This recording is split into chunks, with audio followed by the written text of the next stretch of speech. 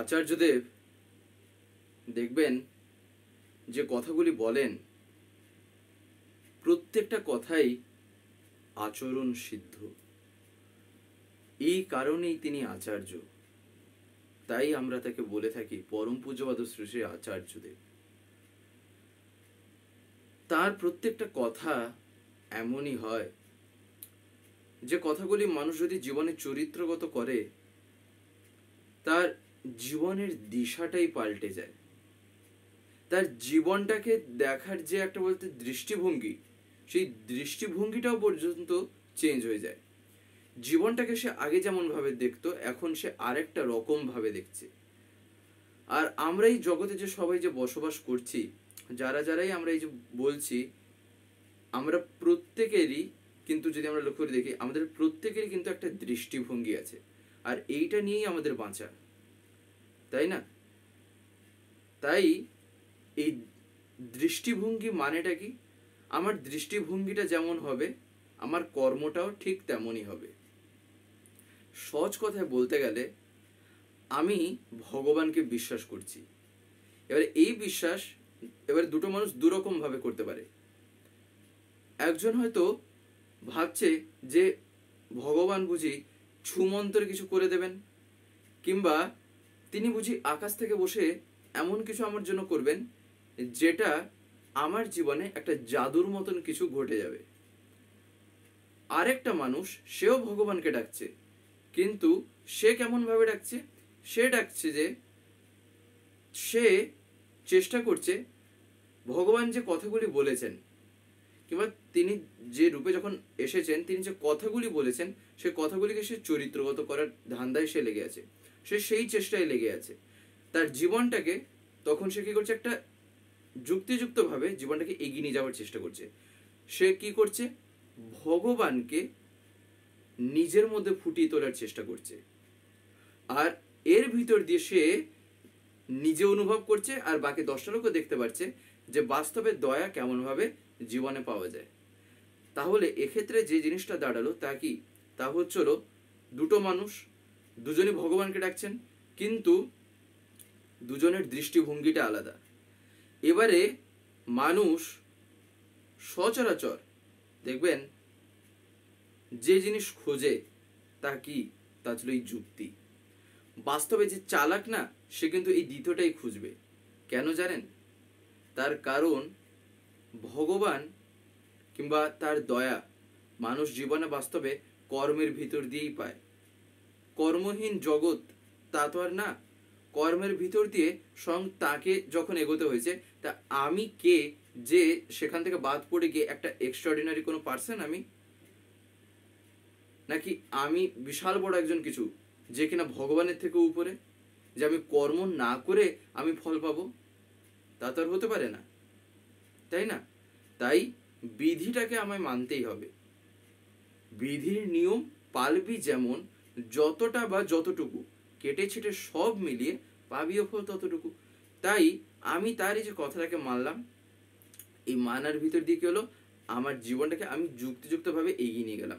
আর মানুষ যে জিনিসটা বাস্তবে যেতে চায় তাছাড়া এই দ্বিতীয়টাই। কেন যেতে চায়? এর বিভিন্ন রকম কারণ থাকতে পারে। যেমন একটা যে কারণ তা কি জানেন? তা হচ্ছিল নিজের মধ্যে যখন কোনো জিনিস আয়ত্ত করা থাকে না, তখন জীবনের চলার ক্ষেত্রে সে তখন প্রত্যেকটা জিনিসকে কাজে লাগিয়ে দিতে পারে। কিন্তু সেই জিনিসটাকে যদি সে ওই ছুমন্তরের মতন যদি একটা কিছুতে, জাদুতে যদি সে বিশ্বাস করে, যদি একটা ক্ষণিক মুহূর্তের জন্য যদি পায়, সেক্ষেত্রে কি হয়?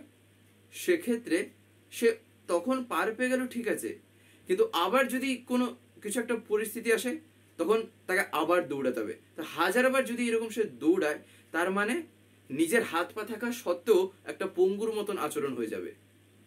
একদম সহজ কথা। তিনি আমায় দয়া করে হাত পা দিয়েছেন, তিনি চিন্তা ভাবনা করার জন্য সেই ক্ষমতা দিয়েছেন, সে শক্তি দিয়েছেন, তাহলে আমি কেন তা ইউটিলাইজ করব না? আমি তা ইউটিলাইজ করছি না বলেই আমি সেই অযৌক্তিক পদ্ধতিতে আমি যাচ্ছি। আর বাস্তবে ওটা কিন্তু অযৌক্তিক কিছু না, সেটাও আমার দ্বারা সম্ভব। আমি যে জিনিসটাকে বলছি জাদু, যে জিনিসটাকে বলছি মিরাক্কেল, সেটাও কিন্তু আমিই পারবো। এই কথাটা আচার্যদেব বলছেন। সেটা এই আমাদের মতনের সাধারণ মানুষরাই পারবে। চাই হচ্ছিল শুধু বিশ্বাস আর তার কথাটাকে মেনে চলা। এই কর্মের ভিতর দিয়ে বাস্তবে আমাদের জীবনে কিন্তু পাওয়া ঘটে থাকে। আর আমি এটাকে যত অ্যাভয়েড করব ততটাই আমি দুর্গতি কিংবা দুর্দশাগ্রস্ত তখন হব, তাই না? যেমন দেখবেন একটা বিষয় সম্বন্ধে মনে পড়ছে,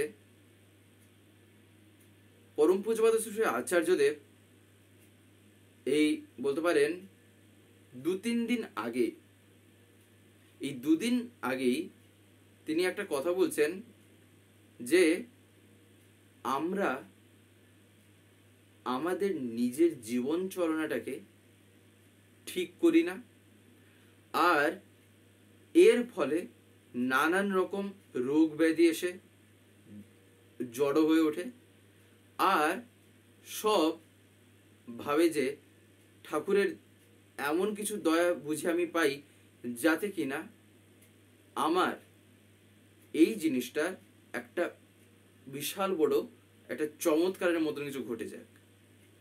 সহজ কথায় বলি, যে কথাটা তিনি সেদিন সেই বিষয়ে বলছিলেন, খাওয়া দাওয়া সম্পর্কে তিনি বলছেন আমরা যেভাবে বাস্তবে বলতে পারেন খেয়ে থাকি, আর আমাদের এই জল খাওয়া নিয়ে, এই জল খাওয়া নিয়ে আচার্যদেব বলছেন যে আমাদের অধিকাংশ ক্ষেত্রে যেসব রোগ ব্যাধি হয় যেগুলো এই খাদ্যাভ্যাসের ভিত্তিতে আছে, অর্থাৎ এমন কিছু হচ্ছে যেটা আমার এই খাওয়া দাওয়ার জন্যই হয়েছে, এক্ষেত্রে সবচেয়ে প্রধান যে একটা কারণ থাকে তা হচ্ছে এই জল, এই জল খাওয়া। আমরা এমন অনেকেই আছি এই জলটাকে ঠিকঠাক মতন কিন্তু মেনটেন করি না, খাই না। আর এই বিষয়ে আচার্যদেব তার জীবনের একটা কথা বলছেন। তখন তিনি বলেন যে আমি আমার মতন করে সারাদিনে 50-60 ঢোক জল আমি আমার মতন করে খাই, অর্থাৎ যতটুকু জল খাওয়ার প্রয়োজন আমি যেমন ভাবে জলটা খাই, আমি দেখেছি আমার 50-60 ঢোক আমার যদি জল আমি যদি মানে সেই রকম ভাবে ঢোক দিয়ে থাকি, তার মানে আমার সেই দিনের বলতে পারেন যে যতটুকু একটা মিনিমাম যে কোয়ান্টিটি ততটুকু আমার শরীরের মধ্যে যে গেছে। তাই এই জল খেলে কি হয়, এই জল একটা এমন জিনিস আমরা অনেকেই দেখবেন এই জিনিসটাকে মেনটেন করি না। আরো অনেক কথাই তিনি বলেছেন, অনেক কথা। তাই এই যে জিনিসটা দেখবেন আমরা এমন অনেকে আছি যারা মানি না, আর কি হয় 2 দিনে 4 দিনে আমরা রোগে ভুগি। আর যখন একটা বিশাল বড় কিছু হয় তখন ডাক্তারের কাছে যাই, তার চাইতে একটা বিশাল বড় যখন কিছু হয়ে যায় তখন তার পানে ছুটে যাই, এরকমই তো করি।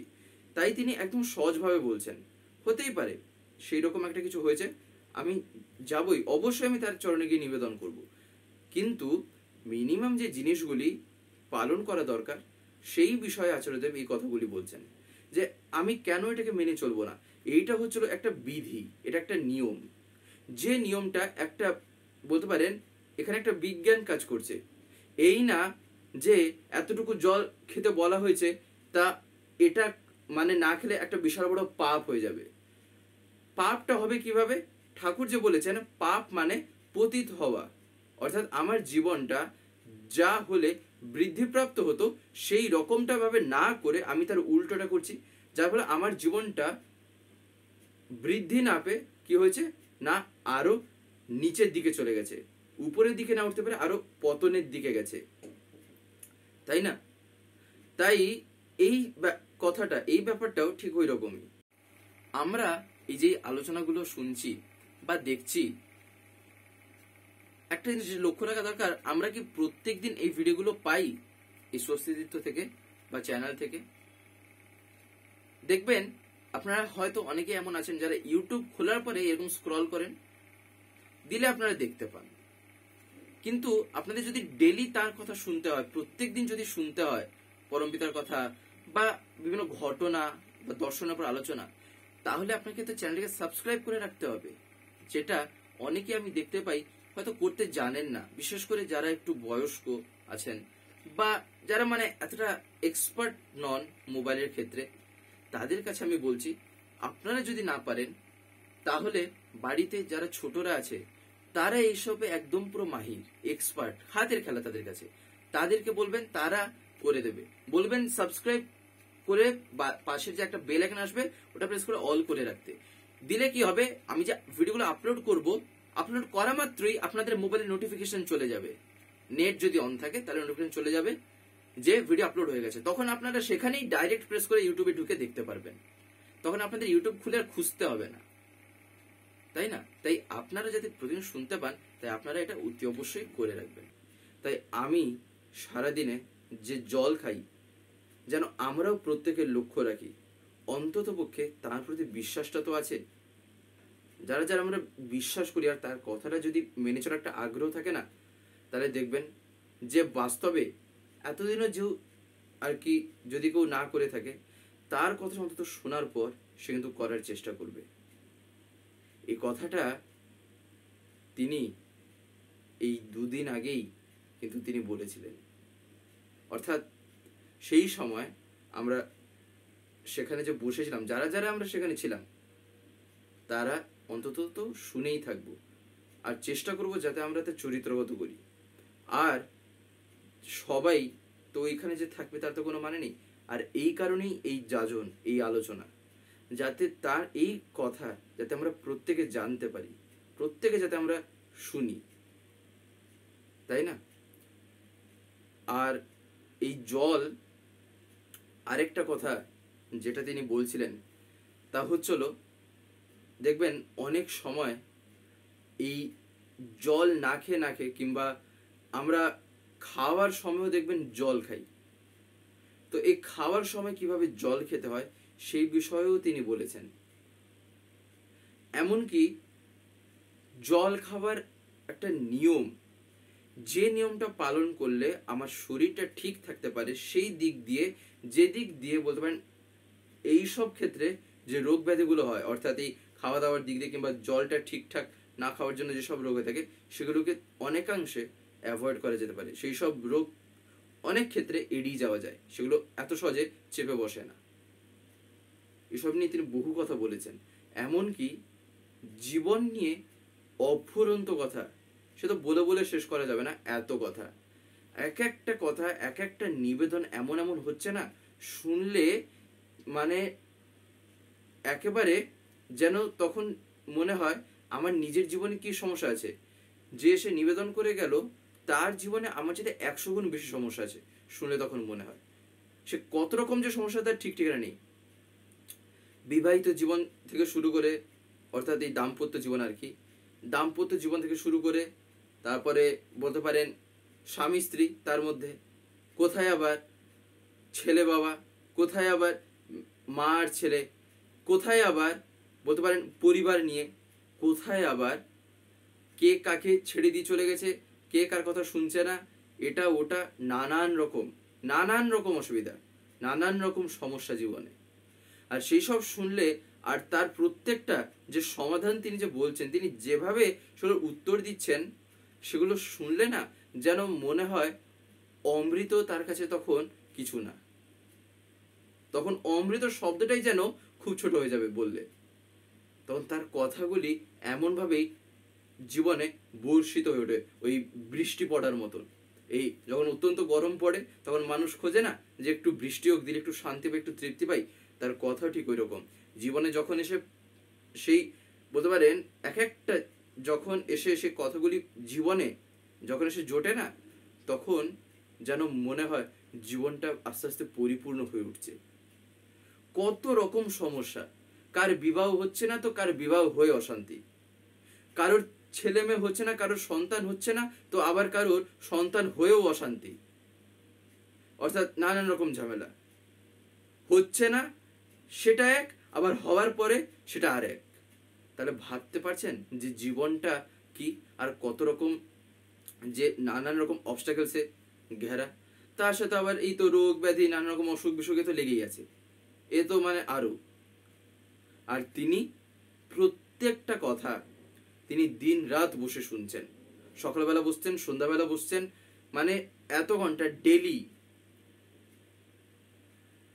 আমার তাহলে কি এখান থেকে বোঝা উচিত?